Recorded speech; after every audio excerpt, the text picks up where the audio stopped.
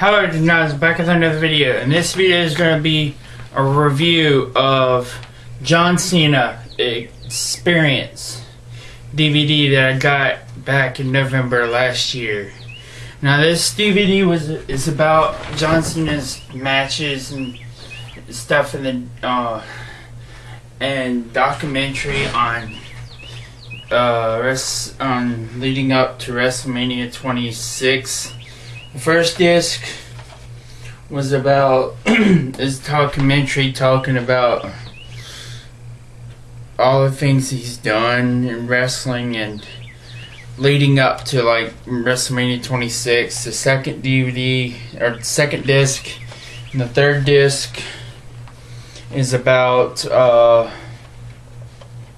matches and stuff. Pretty cool matches, pretty cool documentary. I pretty much like I like the documentary a whole lot. I'm not sure what y'all think, but it's pretty cool documentary. Good matches. Let's see when I got it. I got it back in November last year or something. I don't see it. Oh well. November 16th, the day it came out, I think, but I'm sure. But it's pretty cool DVD. Here's a picture of John Cena on the front. There's pictures of John Cena and there and then there.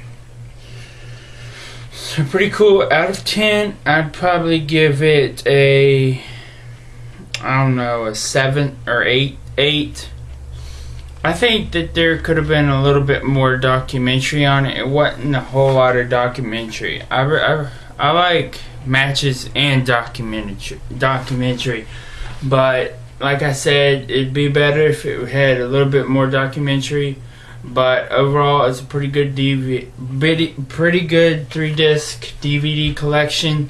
I might get the DX One Last Stand, I think it was, DVD that came out a couple weeks ago. I think, I'm not sure when it come out, but tell me what you think about this DVD, and should I get the DX One Last Stand? Till next time, guys. Goodbye. Oh yeah, and another thing, what do you think, this rest of the video is going to be about me talking about Edge leaving. I think Edge leaving is in a way a good thing, and in another way a bad thing, or not really a good thing. I know he's hurt, and he has a spinal injury from where he broke his neck 8 years ago.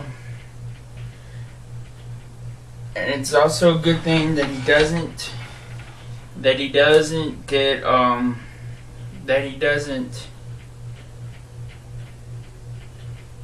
force himself to wrestle and risk not permanent damage, but not being able to walk again. So I guess that's a good thing. And also, it's also a good thing, so then maybe WWE could start pushing younger talent like Evan Bourne, and all them, because they're pushing Sin Cara pretty good. I like how they're going with him and all that on Raw and stuff.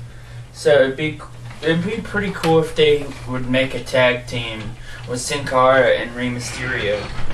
And I mean, that would be cool. I mean, I kind of heard that they're trying to keep them on separate brands, but you never know what might happen with WWE. I mean, anything can happen, or well, I don't know. But we're gonna do our Elimination Chamber, or not Elimination Chamber, but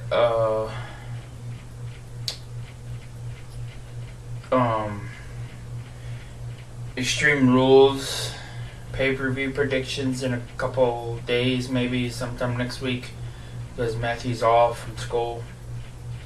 So yeah, and also I'm gonna talk about R-Truth and his heel turn.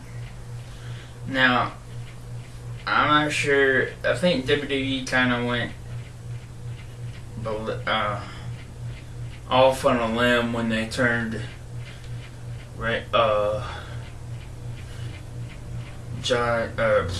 R-Truth heel, because there's just some guys that you never think that WWE would turn heel or turn heel again, like John Cena, R-Truth. There's one, Rey Mysterio, he'd never be turned heel. What's some others? Evan Bourne, they won't never turn him heel, but you never know with WWE the way they do stuff. And you never thought that they'd turn R-Truth heel. Well, actually, it's kind of looking like it, but I'm not sure. But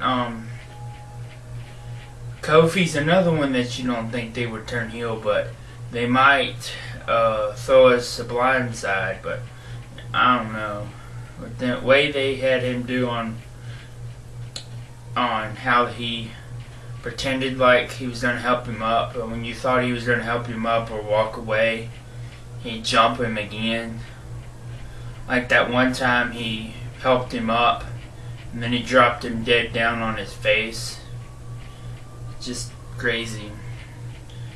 And a lot of people said Raw this past week wasn't that good, but I think it was.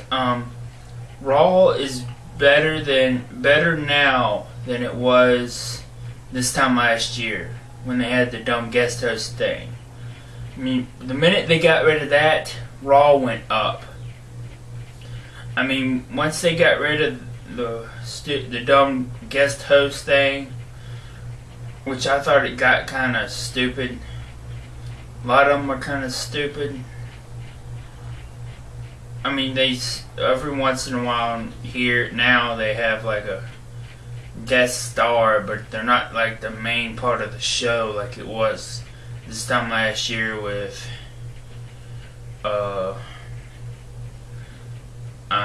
I don't remember their names. It was so horrible back then. But WWE is doing pretty good now.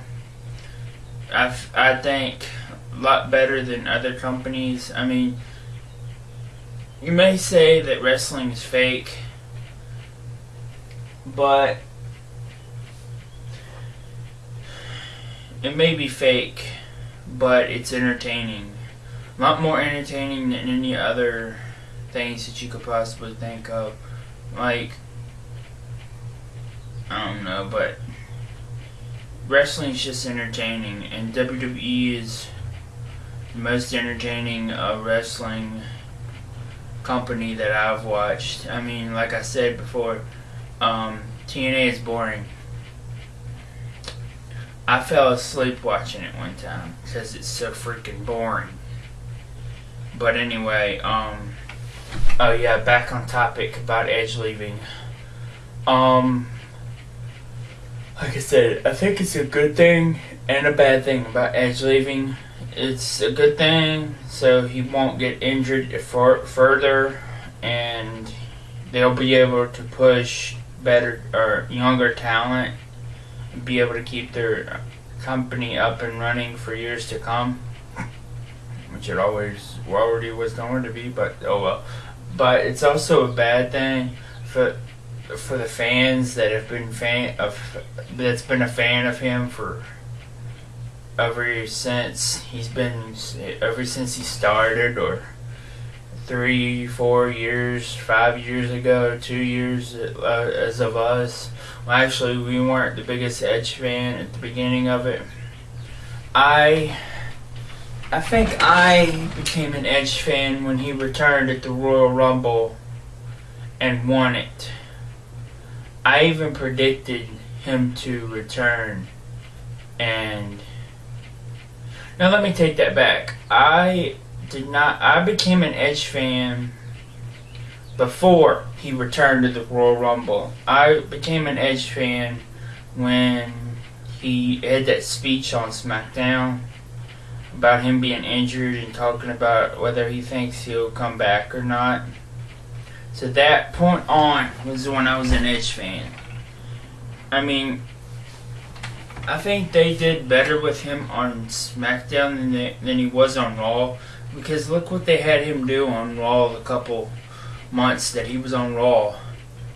He was freaking smashing the computer in two. Although that was kind of funny, but still, it was just, they couldn't really do too much with him on Raw. I mean, there was too many top stars on Raw at the time, like John Cena, Randy Orton. I think they also need to move some of those stars over to SmackDown so they can have better pushes with them. Because having so many big stars on Raw, they can't push them all at once. Like now, they're pushing younger talent instead of like Randy Orton. Well, Randy Orton's beating the crap out of Nexus, but still, they're pushing like John Morrison and stuff for the main event or for the steel cage match, triple threat at they're pushing John Cena too, kind of, and Miz, but I don't think Miz is really a good champion. He needs to lose the title. He's had it for a long time. I think it's just time for WWE to pull it away from him. And so, yeah. Also, about the WWE draft that's next Monday. Who do I think will be drafted in the WWE draft? I'm not sure who I think will be drafted. Maybe Miz and Alex Riley might get split up. And you never know what WWE might do. Randy Orton might go to SmackDown. Big Show might come to Raw. You never know. But if I have a prediction out of everybody to be drafted, I'd say Randy Orton goes to SmackDown. That's my prediction. Now don't say, oh well, that's not going to happen. You'll just have to wait and see. Like I said about other things, you know, still can't believe that the streak is still intact. He got lucky. I mean, how can a guy win the match and couldn't even walk out? The loser walked out of the match.